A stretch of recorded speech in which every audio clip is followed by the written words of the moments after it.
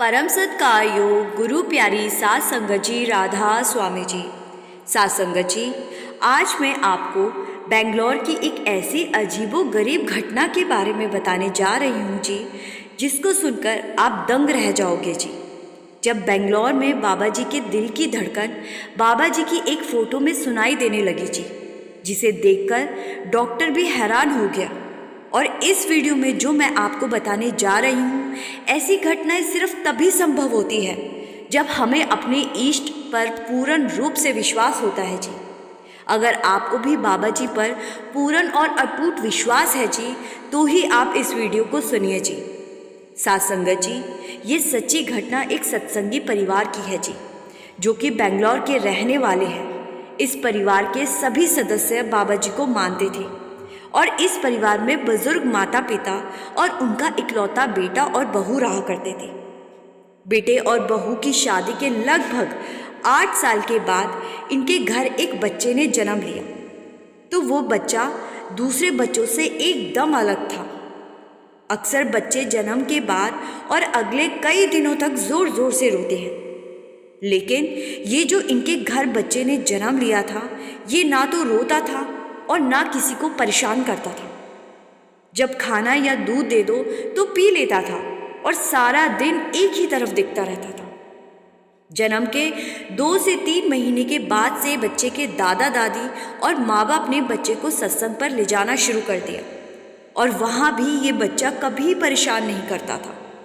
धीरे धीरे घर वालों ने नोटिस करना शुरू किया कि ये बच्चा कमरे में लगी बाबा जी की तस्वीर को ही देखता रहता था। बाबा जी की तस्वीर को ऐसे देखता था जैसे इसका बाबा जी से कोई पुराना संबंध हो। ऐसे ही 3 से 4 साल बीत गए और बच्चे के माता पिता ने बच्चे का दाखिला एक स्कूल में करवा दिया। स्कूल में भी बच्चा ज़्यादा किसी से बात नहीं करता था और ना ही किसी के साथ खेलता था, अलग अलग सा ही रहता था। और स्कूल जाने से पहले और घर आने के बाद कमरे में लगी बाबा जी की तस्वीर के आगे हाथ जोड़ा करता था। सात संगत जी, 3 से 4 साल के बच्चे ये सब कहाँ करते हैं? उन्हें तो बार बार कहना पड़ता है, तब जाकर वो बाबा जी के आगे हाथ जोड़ते हैं। लेकिन जैसा आपको पहले भी बताया है कि ये बच्चा एकदम अलग था। फिर जैसे जैसे बच्चा और बड़ा हुआ तो एक बार बच्चे ने जिद पकड़ ली कि मुझे बाबा जी की एक छोटी तस्वीर चाहिए और वो तस्वीर फ्रेम में लगी होनी चाहिए। मैं बाबा जी को अपने साथ स्कूल लेकर जाया करूँगा। घर वालों ने समझाया कि बेटा, बाबा जी तो बिना तस्वीर के भी हमारे साथ हैं। लेकिन बच्चा जिद करने लगा तो घर वाले भी बच्चे की इस जिद पर बहुत खुश हो रहे थे, क्योंकि जन्म से 5 साल की उम्र तक बच्चे ने पहली बार कोई जिद की थी, और वो जिद भी ऐसी जो कि दुनिया का कोई बच्चा नहीं करता होगा। इस उम्र के बच्चे हमेशा खिलौनों, मोबाइल, खाने पीने की चीज़ों की जिद करते हैं, लेकिन इनके 5 साल के बच्चे ने अपने सद्गुरु को अपने साथ रखने की जब जिद की तो बच्चे के पापा उसको सत्संग घर लेकर गए और वहाँ से बच्चे को बाबा जी की एक छोटी फ़ोटो को दिलवाया, और उसके बाद मार्केट से शीशे के फ्रेम में उस फोटो को लगवा कर बच्चे को दे दिया। अब बच्चा जब भी खाना खाने लगता या स्कूल जाने लगता तो उस तस्वीर को अपने पास ही रखता।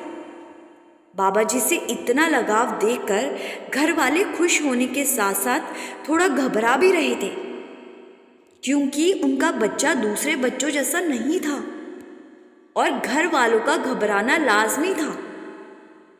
एक बार इस परिवार ने अपने बच्चे के बारे में सत्संग घर में एक बड़ी ही कमाई वाली अम्मा को बताया।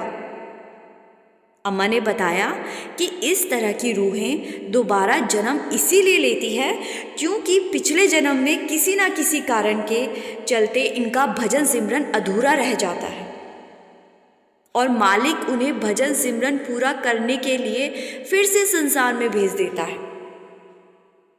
और आपका बच्चा भी बिल्कुल वैसा ही है, क्योंकि बिना कुछ सिखाए ही ये बच्चा अपने आप ही रूहानियत से जुड़ गया है। आप चिंता ना करें, और आपका बच्चा जैसा करता है उसे करने दे। आपका बच्चा एकदम ठीक है। इस अम्मा की बातों को सुनकर इस परिवार ने राहत की सांस ली। साथ संगत जी, अब बच्चा एक ऐसी जिद पकड़ने वाला था जिसे सुनकर शायद आप हंस पड़ेंगे।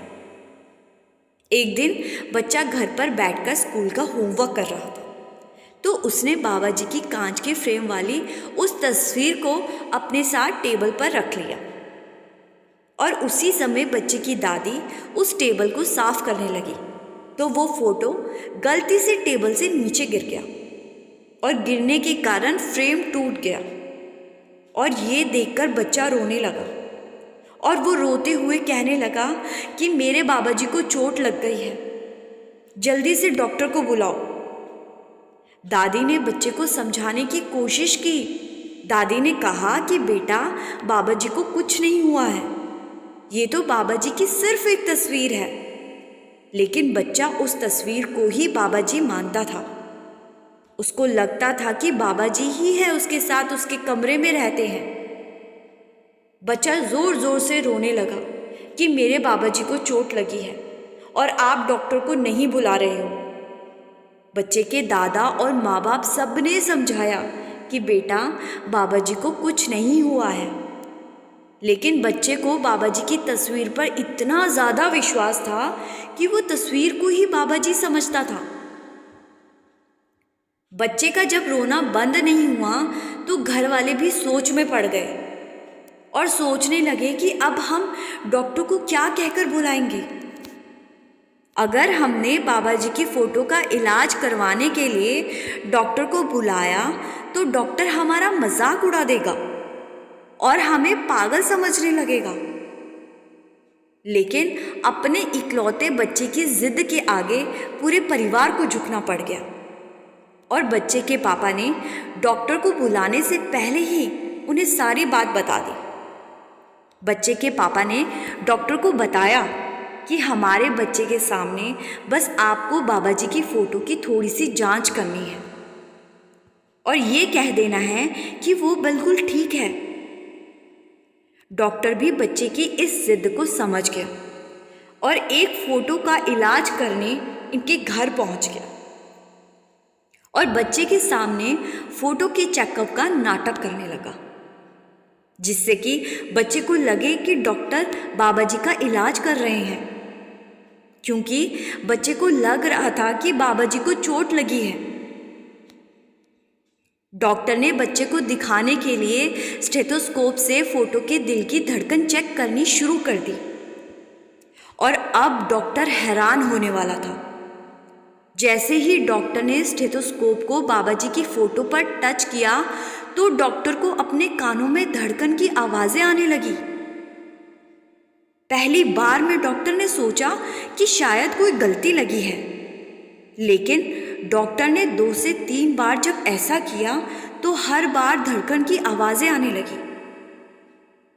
ये एहसास करने के बाद डॉक्टर को पसीने आने लगे और डॉक्टर की घबराहट देखकर घर वालों ने कारण पूछा तो डॉक्टर ने स्टेथोस्कोप को बच्चे के परिवार वालों के कान में लगा दिया, लेकिन उन्हें कोई आवाज़ सुनाई नहीं दी।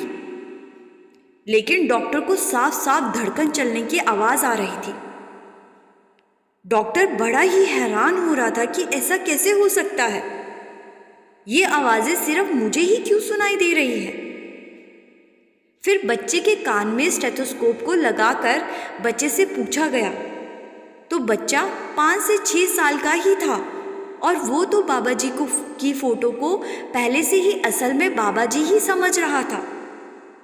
तो स्टेथोस्कोप कान में लगते ही बच्चा चिल्ला पड़ा कि बाबा जी ठीक हो गए।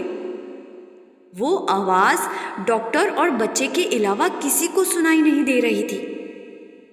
डॉक्टर एक सत्संगी नहीं था, लेकिन इस इंसिडेंट के बाद डॉक्टर ने परिवार वालों से बाबा जी के बारे में पूछना और जानना चाहा। डॉक्टर कहने लगा कि मेडिकल साइंस इन बातों को नहीं मानता, लेकिन आपके बच्चे के अपने गुरु पर विश्वास ने आज मेडिकल साइंस को भी झुठला दिया है। और मेरे 20 साल के एक्सपीरियंस में ऐसा चमत्कार मैंने पहले कभी नहीं देखा। धन्य है आपके गुरुजी। डॉक्टर की बात सुनकर परिवार वाले कहने लगे कि आप बड़े ही किस्मत वाले हो। आप एक सत्संगी नहीं हो, लेकिन फिर भी बाबा जी ने ये चमत्कार आपको दिखाया। और हम सत्संगी हैं, लेकिन फिर भी हमें इस चमत्कार का एहसास भी नहीं करवाया। शायद इसमें भी बाबा जी की कोई मौज होगी। साध संगत जी, उस डॉक्टर के विचार उनके घर आने के बाद ऐसे बदले कि वो डॉक्टर इस परिवार का दोस्त बन गया और सत्संग और सेवा पर जाने लगा। और बच्चे को भी यकीन हो गया कि डॉक्टर ने ही उसके बाबा जी को ठीक किया है।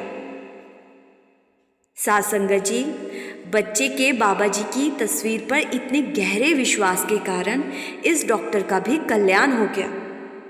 लेकिन हमें ये बात भी नहीं भूलनी चाहिए कि बाबा जी अक्सर समझाते हैं कि हमें बाहरी मुखी साधनों से नहीं जुड़ना है।